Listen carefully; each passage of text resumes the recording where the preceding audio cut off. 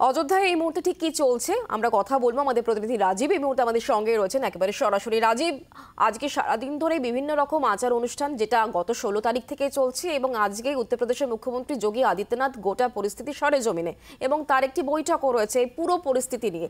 সব মিলিয়ে এখন কি আপডেট রয়েছে?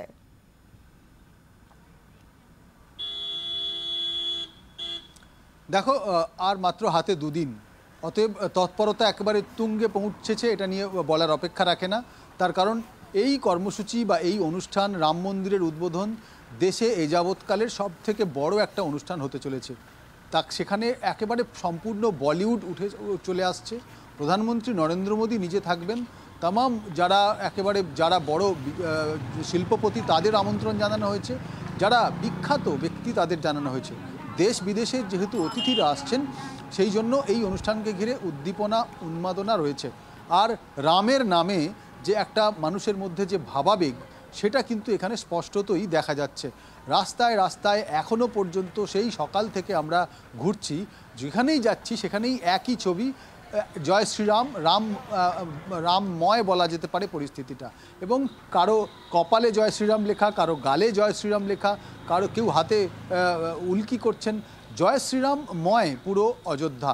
এবং এটা যত সময় এগোচ্ছে, 22 তারিখ, আজকে 19 তারিখ, আর দুদিন বাকি। আর এর মধ্যে যে ছবি আমরা আজকে দেখলাম, রাম লালার যে মূর্তি, যেটা 51 ইঞ্চির মূর্তি, সেই মূর্তিটাকে সেখানে আজকে স্থাপন করা হলো। যেই অগ্নিকুণ্ডতে যেখানে যজ্ঞ করা হবে, সেই যজ্ঞস্থলে আজকে অগ্নি প্রজ্বলন করা হলো। এবং তারপরে যে প্রথামাফিক আচার বিচারগুলো, সেগুলো আজকে শুরু হলো।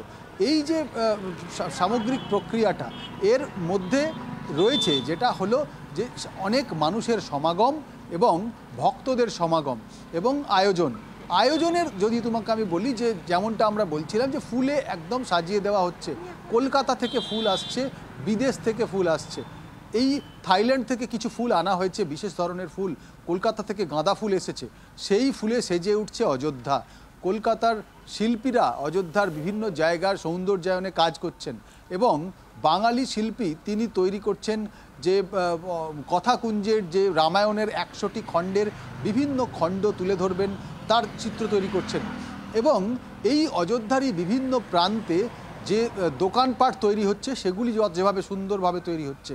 অযোধ্যা রেল স্টেশনটি কত সুন্দর করে তৈরি করা হয়েছে, একেবারে বিমানবন্দরের মতো। বিমানবন্দরটি তৈরি করা হয়েছে রাম মন্দিরের আদলে। এই সবই কিন্তু অনেক দিন ধরেই চলছে।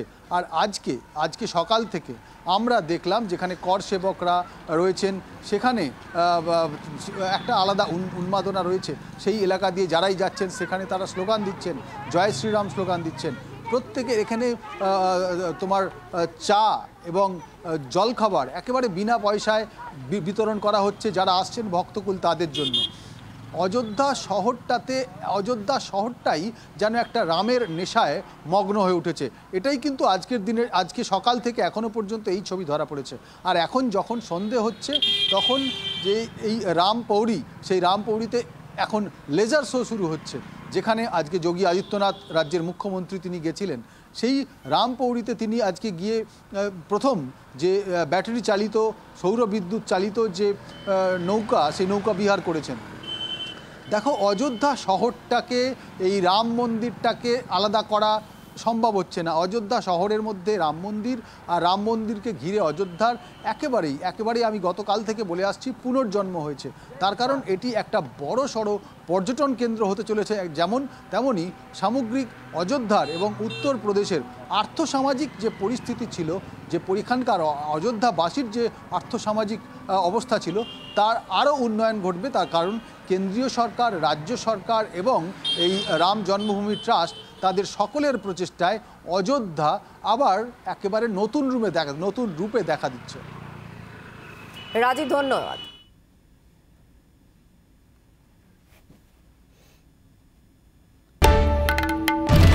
বাংলার আওয়াজ, বাঙালির আবেগ, জি 24 ঘন্টা।